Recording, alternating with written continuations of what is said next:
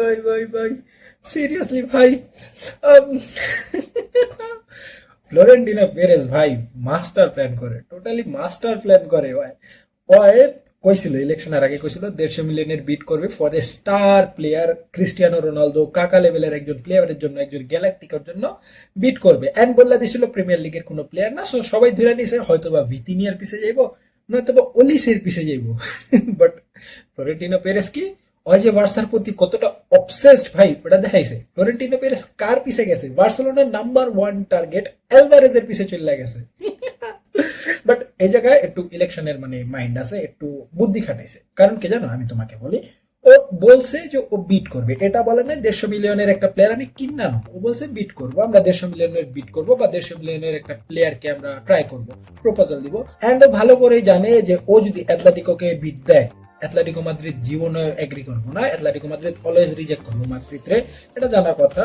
So ও ভালোভাবে বুঝিয়ে নিছে, ও ভালোভাবে বুঝা অ্যাটলেটিকো মাদ্রিদ রে বিট মারছে। কারণ ভাই অ্যালভারেজ কোন জায়গায় খেলাবো তুমি একবার কও? কিলিয়ান এমবাপ্পে আছে, এন্দ্রিক আয়াপোর্তে আছে, ওই জায়গায় গার্সিয়া আছে, তো আর কারে খেলাইবো? তিনটা স্ট্রাইকার অলরেডি আছে, ব্রাহিম দিয়াজও খেলতে পারে স্ট্রাইকার। সো এতগুলা ওই প্লেয়ার কই খেলাইবো? বুলিয়ান অ্যালভারেজ কি সাবস্টিটিউট রাখবো? ওই সাবস্টিটিউটের মতো প্লেয়ার আর ভালোভাবেই জানে যে অ্যাটলেটিকো মাদ্রিদ দিব না, আমি 150 মিলিয়নের বিট দিয়ে দিব, আমার প্রমিস ফুলফিল হয়ে যাবো, আমার মানে প্লেয়ারেরও কিনা লাগবো না। ওদিক দিয়া যেহেতু 150 মিলিয়নের বিট দিছি, বার্সেলোনারও 150 মিলিয়নের বিট দিতে হবে, নয়তো বা অ্যাটলেটিকো মাদ্রিদ ছাড়বো না। আরে ভাই মাস্টার প্ল্যান। ও এরকম প্ল্যান কখন খাটাইছিল জানো? লুইস ফিগোর টাইমে। এই বার্সেলোনার লয়ে কাহিনী হয়েছিল, যদি না জেনে থাকো ভাই জানো, ওটা আরেক কাহিনী, ওটা অনেক লম্বা ভিডিও, ওই জায়গায় আমি না যাই। সো ইয়া 150 মিলিয়নের যে গ্যালাক্টিকো প্লেয়ার সেটাকে উলিয়ান অ্যালভারেজ আমরা ভালোভাবে জেনে গেছি। বাট আমি ভাবতে পারিনি ওয়ার্ল্ড কাপের মাত্র একদিন আগে আমার এই ভিডিও ছাড়তে হবে। আমি অন্য ভিডিও রেকর্ড করতেছিলাম, আর্জেন্টিনার স্কোয়াড রিভিউ ভিডিও বানাইতেছিলাম। বাট আমার চোখে যখন নিউজটা আইছে ভাই, আই ওয়াজ শক। সিরিয়াসলি এই লেভেলের অবসেশন? বার্সেলোনা স্ট্রাইকার, বার্সেলোনার নাম্বার 1 প্রায়োরিটি যারে দিয়ে রাখছে, টার্গেট করে রাখছে, ওর পিছে গেতাছো। এন্ড অ্যাটলেটিকো মাদ্রিদের কাহিনী হইতাছে, অ্যাটলেটিকো মাদ্রিদ রিজেক্ট করছে ঠিক আছে, বাট অ্যাটলেটিকো মাদ্রিদের যে সেকেন্ড স্ট্রাইকার আছে মানে সরলট, সে চলে যাবে জুভেন্টাসে, ব্রিসবেন চলে গেছে অলরেডি। এন্ড অ্যালভারেজও যাওয়ার জন্য পাগল হয়ে গেছে, আমি ছাড়তে চাইতেছে অ্যালভারেজ। যদি বার্সেলোনা আসে, অ্যাটলেটিকো মাদ্রিদের কোনো স্ট্রাইকার নাই, সো ওরা স্ট্রাইকারকে টার্গেট করবে, নতুন কোনো স্ট্রাইকার আনতে চাইবে। সো অ্যালভারেজকে তারা সহজে ছাড়বে না, এন্ড অ্যালভারেজও সেই জায়গায় খেলতে চাইতেছে না, কারণ এরকম একটা সিস্টেম, এরকম একটা ডার্টি ফুটবল যে ক্লাব খেলে, যার কোনো ভবিষ্যৎ নাই, যে জায়গায় কোনো মানে হিস্ট্রি নাই, কাপ নাই, ওই জায়গায় কি লেগে অ্যালভারেজ খেলবো, অ্যালভারেজ কি লেগে থাকবো। এন্ড ওয়ার্ল্ড কাপের পর অ্যালভারেজের দাম আরো বাইরে যাবো, কারণ অ্যালভারেজ কি লেভেলের স্ট্রাইকার, বা আর্জেন্টিনার হইয়া কি লেভেলের পারফরমেন্স ও ডেলিভার করে, এটা আমরা সবাই দেখছি লাস্ট ওয়ার্ল্ড কাপে, নতুন কিছু না। সো ওয়ার্ল্ড কাপের পর অবভিয়াসলি তার দাম বেড়ে যাবে, যেহেতু মেসি এটা last world cup, Messi try করবে সম্পূর্ণভাবে অ্যালভারেজের যত পরিমাণের খাওয়ান যায় খাওয়াইবে, আই মিন যত গোল অ্যাসিস্ট যা আছে যত পরিমাণের খাওয়ান যায় মেসি দিয়া যাবো লাস্ট টাইম যেহেতু, সো দিয়া যাবো, অ্যালভারেজের দাম বাইরে যাবো। বাট আমি দেখতেছি যে বার্সেলোনার আর অ্যালভারেজের যে ডিলটা ওটা আর হইতেছে না, কারণ বার্সেলোনা 120-এর উপরে যাবো না। বার্সেলোনা জানা দিচ্ছে বার্সেলোনার প্রায়োরিটি 120-এর উপরে ওরা যাইবো না, আর 120-এ অ্যাটলেটিকো মাদ্রিদ জীবনও দিব না। সো জিনিসটা বুঝতে পারতাছো কিরকম হইতে গেছে। বার্সেলোনা অন্য কোনো স্ট্রাইকারের পিছে যাবে। বার্সেলোনার একটা সেকেন্ড একাডেমি প্লেয়ার আছে, আই মিন যে ইজিপ্টের একজন স্ট্রাইকার, নাম ভুলে গেছে, নাম অত মনে নাই, বাট ওকে তো আর মেন স্ট্রাইকার বা ব্যাকআপ স্ট্রাইকার রাখা যাবে না। বাট বার্সেলোনার একটা ভালো লেভেলের স্ট্রাইকার দরকার। দেখা যাক এট দি এন্ড ওয়ার্ল্ড কাপের পর বার্সেলোনা কোন স্ট্রাইকারের পিছে যায়, কারণ ওয়ার্ল্ড কাপের আগে তার কোনো স্ট্রাইকার আসতেছে না, এটা জানা হয়ে গেছে। বার্সেলোনার অবস্থাও ঠিক সেই দিকে গেতেছে, বার্সেলোনার একটা স্ট্রাইকার দরকার, অ্যাটলেটিকো মাদ্রিদ অগো স্ট্রাইকার দরকার, আর রিয়াল মাদ্রিদের স্ট্রাইকার দরকার নেই। কাহিনী করতেছে ফ্লোরেন্টিনো পেরেজ যে কি পরিমাণের ব্রেন খাটাইতে পারে ওটা ফ্লোরেন্টিনো পেরেজ দেখাইতেছে।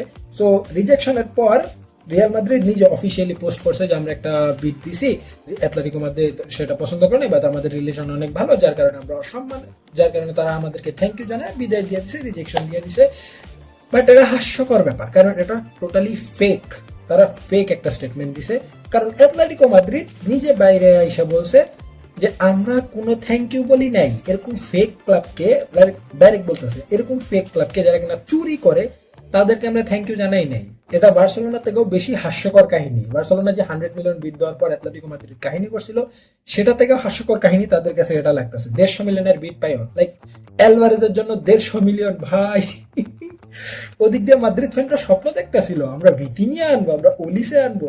ভিতিনিয়া পিএসজি ছাড়বো না, ব্যাক টু ব্যাক জিতছে, 3 নম্বরের জন্য ট্রাই করবো। উন্দা ওলিসেরে বায়ান ছাবো না, বায়ান ডাইরেক্ট জানাই দিছে ওলিসে is not for sale until unless, হ্যাঁ সেল করবে, everyone has a price, sale করবে যদি এটা হিস্ট্রির সবচেয়ে বড় ট্রান্সফার হয়। হিস্ট্রির সবচেয়ে বড় ট্রান্সফার হইতাছে নেইমার টু পিএসজি, যে কিনা 220 মিলিয়নের মতো লাগছিল, সেই ট্রান্সফার যদি ব্রেক করতে পারে রিয়াল মাদ্রিদ তাহলেই যাবে, নইলে যাবে না। ভাই লাস্ট দিন এসা মানে ওয়ার্ল্ড কাপের একদিন আগে এসে এরকম কাহিনী দেখবো আমি ভাবতেও পারি নাই। আমি কি ভিডিও বানাবো ভাই, হাস্যকর অবসেশন। কোন একটা ক্লাবের ফ্যান বেজরা আঙ্গরে কয় আমরা অবসেসড, হ্যাঁ বার্সেলোনা ফ্যানরা অবসেসড, কারেনিয়া অ্যাটলেটিকো, কারেনিয়া অবসেসড, মাদ্রিদ নিয়ে অবসেসড, রোনালদো নিয়ে অবসেসড। আর ওদিক দিয়ে অবসেশন দেখায় কে? ওদের ফ্যানরা মানে চুপচাপ থাকে যাতে অবসেশন না বাইরে, কিন্তু ফ্যানের যে মেন আইডল গোট, যেই মেন ক্লাব, বড় ক্লাব, বিগেস্ট ক্লাব, তারা ওপেনলি অবসেশন দেখাইতেছে। বার্সেলোনার মাঠে হারাইতে পারে না, খেলার মাঠে হারাইতে পারে না, যার কারণে বার্সেলোনার মেন প্রায়োরিটি যারে ওরে কিনা ট্রাই করতেছে সিরিয়াসলি। আর ওদিক দিয়ে গোট মেন্টাল একজন পাগল মানুষ, ও তো মানে কথায় কথায় জায়গায় জায়গায় ছাপ ছাওয়ায় যায় রিলেভেন্ট থাকার লেগা, কারণ খেলার মাধ্যমে তো রিলেভেন্ট হইতে পারবো না, খেলার মাধ্যমে তো খালি পেনাল্টি আর ট্যাপিং, এছাড়া তো রিলেভেন্ট হইতে পারবো না। তাই বিভিন্ন জায়গায় স্টেটমেন্ট দিয়ে উল্টা পাল্টা কথাবার্তা বললে রেলিভেন্ট থাকার ট্রাই করতেছে ভাই। ও ভাই ভাই আমি অনেক লাকি, আমি অনেক লাকি যে আমি আমার চাইল্ডহুড ক্লাব হিসাবে আমি বার্সেলোনা চুজ করছি, চাইল্ডহুড টিম হিসাবে আর্জেন্টিনা চুজ করছি, চাইল্ডহুড গোট হিসাবে লিওনেল আন্দ্রেস মেসিকে চুজ করছি। ভাই I didn't regret it. I didn't make any mistake at that age. Obsession? Seriously? Obsession?